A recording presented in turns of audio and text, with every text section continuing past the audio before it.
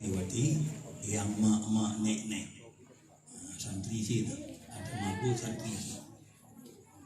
Jadinya mandung yang tujuan di untuk jud bere ditanya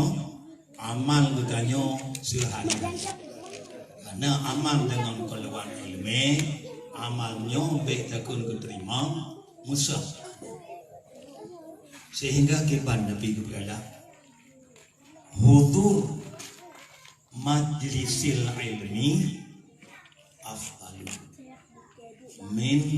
ayadati alfi marid. Tajak ketanya bak tempat majlis ilmi lebih kot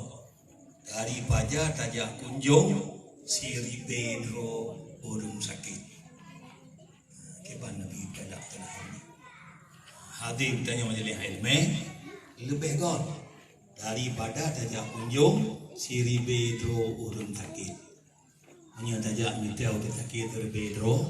ayah dia omong sakit Zainal Abidin dia omong sakit merak saya yang barunya bedro sakit mak itu pakai temong dia ompok kasih apa dia temong tahu dia cuma tahu kasih ompok dah itu bawa limo ompok tadi jadi bero anti bete tapi tigo tadi ambil yang ada lebih panjang pada mana menancip tu hudur majlis ilmu lebih god daripada tajak syuhud ba janazah siri bebo janazah tajak ba mati siri bebo apa itu mati siri bebo yang tiga je lagi lebih god ibadat aja yang tajihid ba urur mati terbero uban tujuh lebih ilmu temakana nyoku oleh Nabi kekun ba sebuah hadis idza ada alayya yauman la adadu ilman la adadu fihi ilman yuqarribuni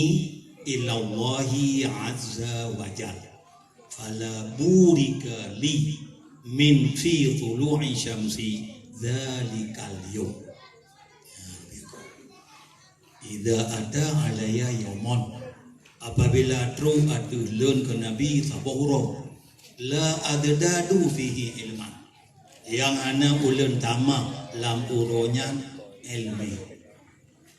yang bumukum batama ilmi hana habis bikin bahasa terakhir ilmi maka puji kau nak minta mungkin nek mungkin ci lebih berapa